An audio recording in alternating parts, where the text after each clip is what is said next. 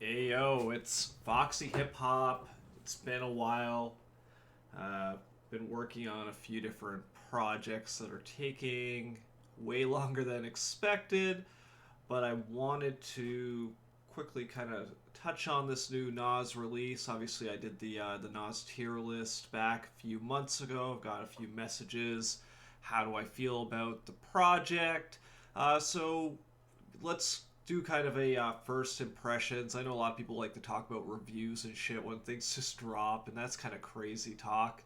I feel like music, you got to listen to this shit for a while before you can really say like how's it gonna stand, put a grade on it. So these are my first thoughts on the album, and by first thoughts, I've probably listened to this fucking thing, you know, 30, 35 times over the last almost 2 weeks, I guess, at this point, since it's dropped. Um, and yeah, so let's talk about it. King's Disease 3. Holy shit.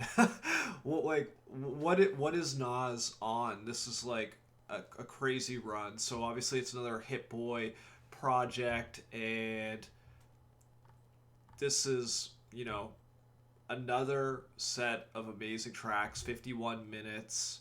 Uh, maybe a little bit of filler in this, but Nas has never sounded this sharp. I should say never.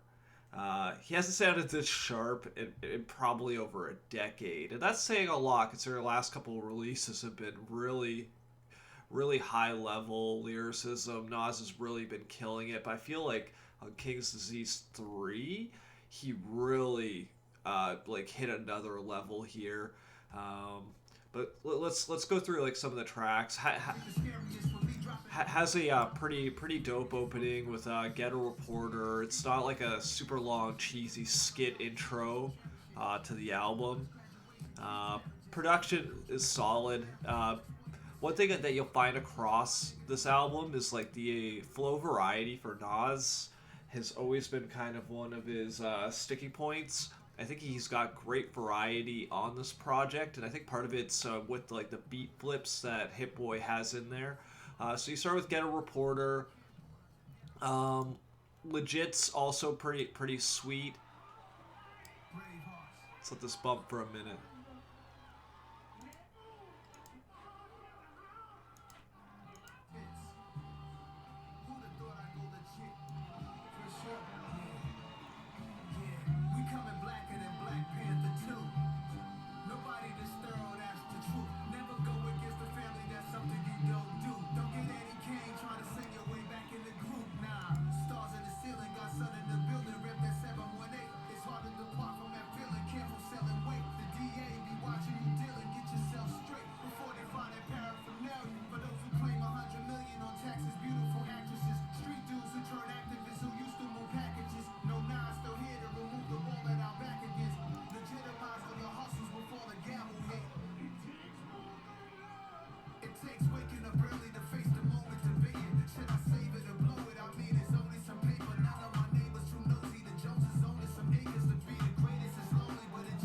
Like the fucking beat flip there, so sick.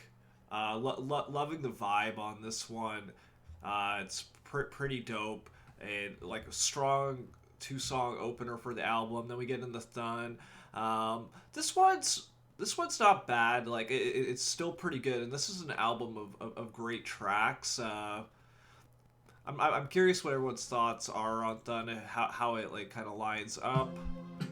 Um, the beat I'm just not 100% sure on, and kind of how it fits, but overall this is still like a pretty dope song. And then we hop to like Michael and Quincy, and like what the fuck is this track? I probably replayed this one over and over for like 20 minutes when I first heard it. Like this fucking beat is just dirty. And I love like what Nas is doing with this one. A lot of flow switches.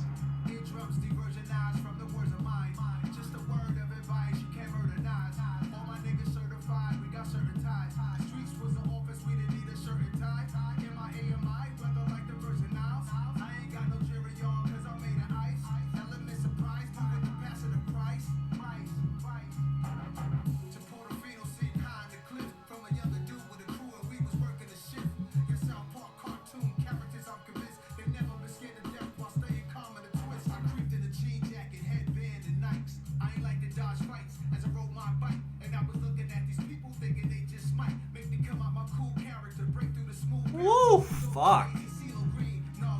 See, like 3 beat flips. Nas is on point with the flow. Some pretty good metaphors in there. Uh, Honestly, one of the best Nas tracks maybe ever. You know, like I would put this on like a top 15 list. I obviously it's new, but holy shit, this one stands out. 30's pretty dope. It's another track I've been listening to a ton.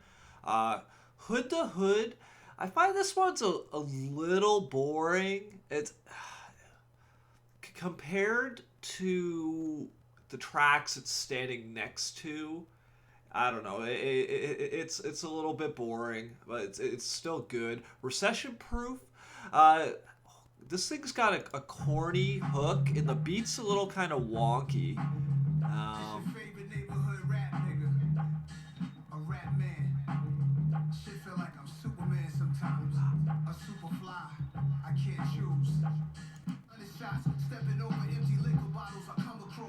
so like when I was first listening to this track, uh, really wasn't feeling it, but the more I listen to it, it kind of grows on you. I like the way this beat's coming in.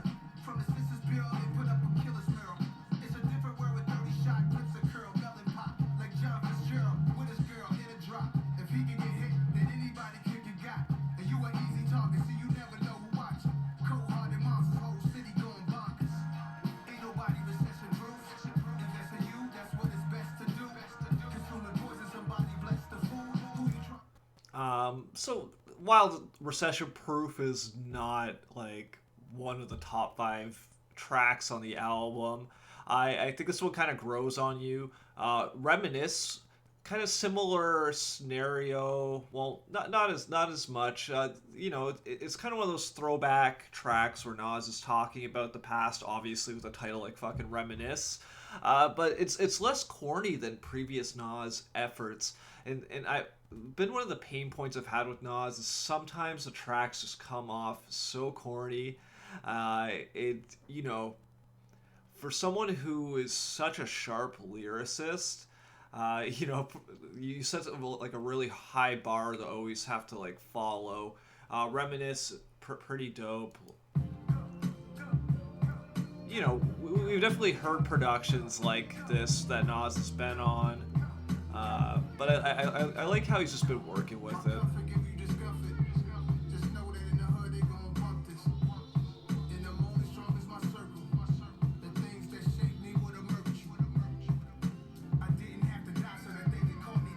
Woo! Fuck.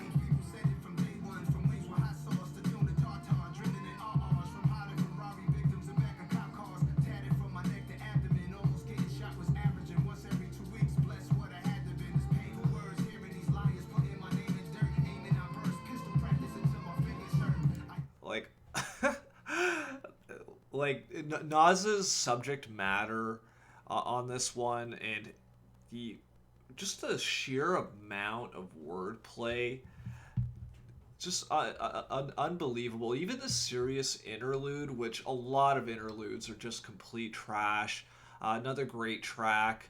I'm on Fire. This one's pretty decent too. What the fuck, Shake My Head.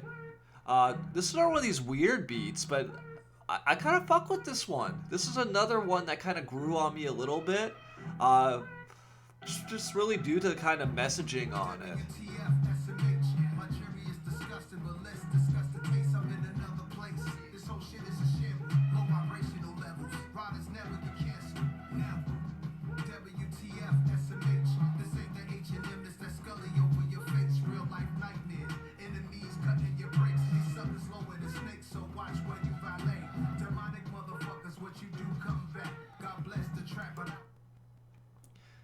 And really, it's just kind of like Nas giving his reflections on kind of our social climate that we're going through. It just so on point. And then we hop to like one of the other kind of duds for me on the track. This Once a Man, Twice a Child. This one probably is just straight up corny. With a name like this, you could kind of already suspect. If you lucky, you get old. Old Timer told me, yeah, you ain't gonna be able to fuck the same, drink the same, I don't know if you like the Nas tracks, kind of like I Am and things like that, you might fuck with this or Daughters. Um,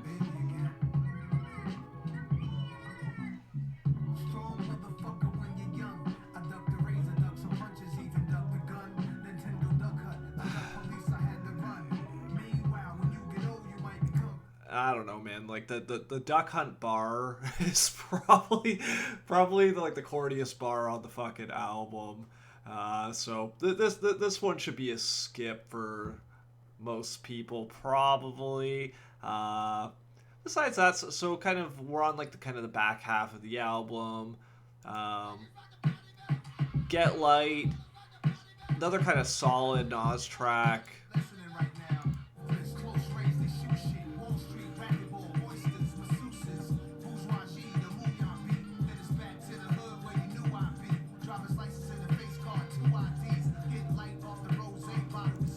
I feel like tracks like this have been kind of like a hallmark in Nas's discography. Um, kind of jazz infused sample on it, and Nas is just kind of spitting about life, and it, it's all right. You could take a few of these on the album. Uh, Hip Boy gave so many great productions across these projects that even a song like this, which with like an average production might be like really kind of like a throwaway track, I think Nas is coming still with just enough energy and variety on this to kind of keep it going. First time, feels like ground that we've kind of been through before.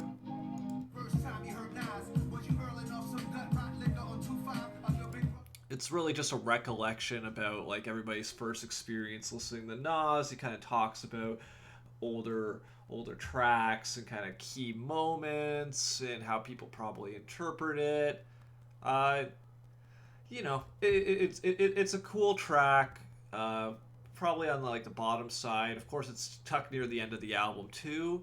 And then we get to Beef, and this is like a track similar to like I Gave You Power. It's a metaphor track. He's rapping in a personified form throughout it about beef, and obviously beef is a fucking subject covered to death in hip hop. But I like Nas's take on it.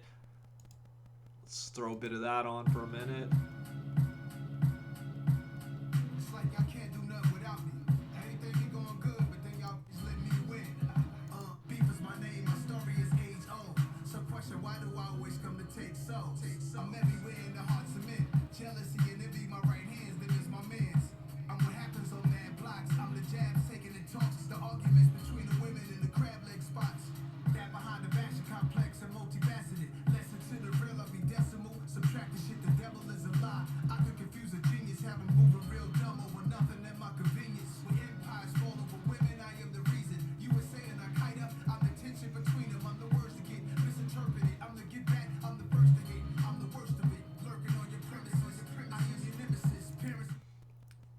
So yeah, pretty dope track, and then we have like "Don't Shoot," which is like the official last track on the album.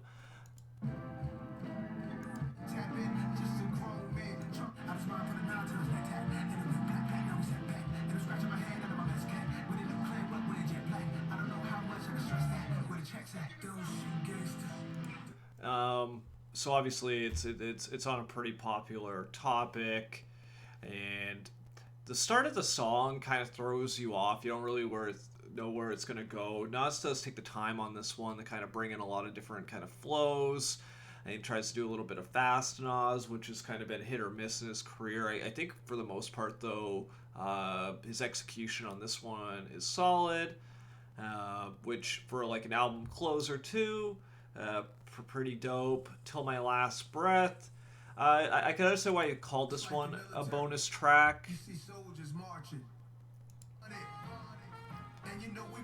Yeah, the vibe kind of feels different.